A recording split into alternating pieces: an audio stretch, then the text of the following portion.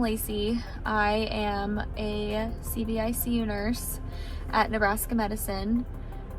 I just got off of my third 12-hour shift this week.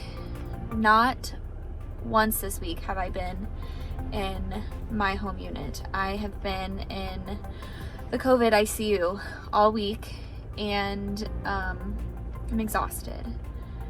I have seen so many emergent intubations.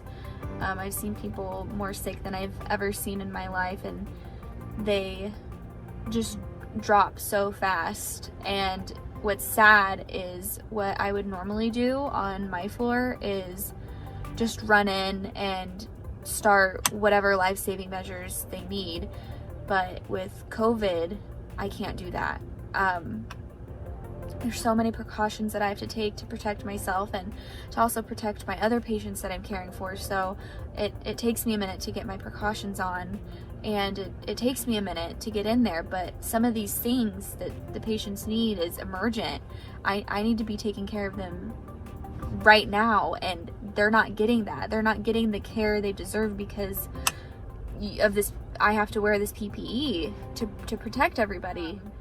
I leave with marks all over my face from the N95 mask that I'm required to wear. We're understaffed. We have so much on our plates as nurses. There's not enough of us to help. We have, I think they said 10 COVID units, and one of those is just a place for people to go and pass away, unfortunately.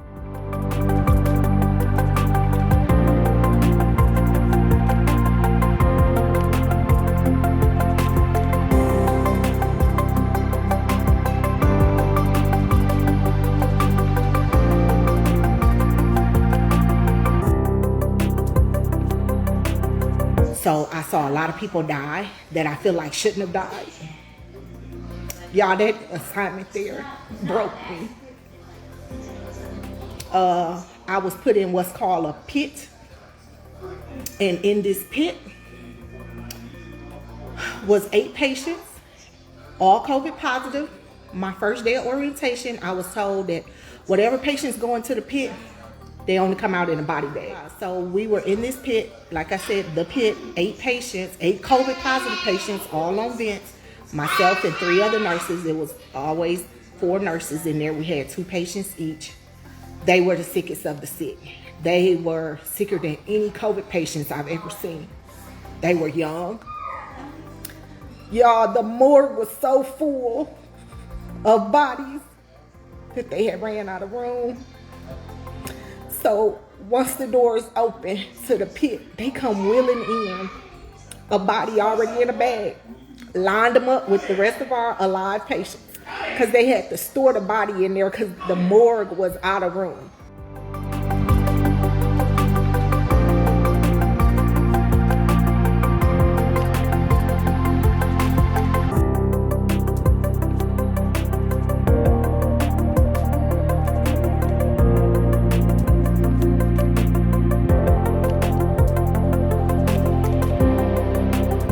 I think the hardest thing to watch is that people are still looking for something else, and they want a magic answer, and they don't want to believe that COVID is real. And the reason I tweeted what I did is it wasn't one particular patient. It's just a culmination of so many people.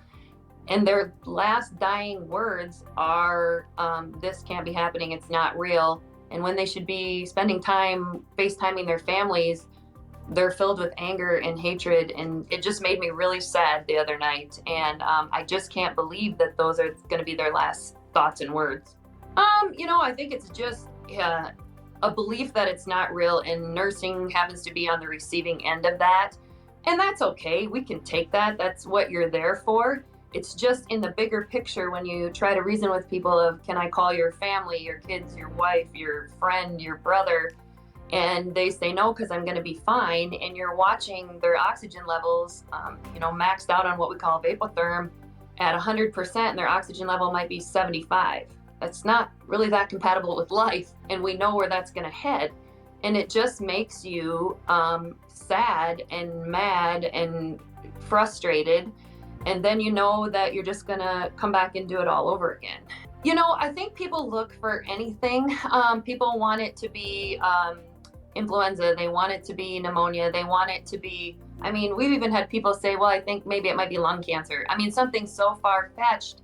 And the reality is, since day one, when COVID started in this area in March, you've kind of been able to say if it walks like a duck and talks like a duck, it's a duck. Like, I hate to tell you that you have COVID, but that's what you have.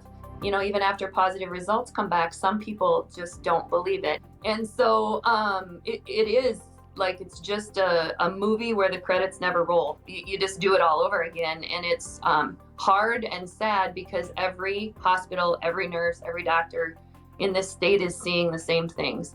These people get sick in the same way. You treat them in the same way.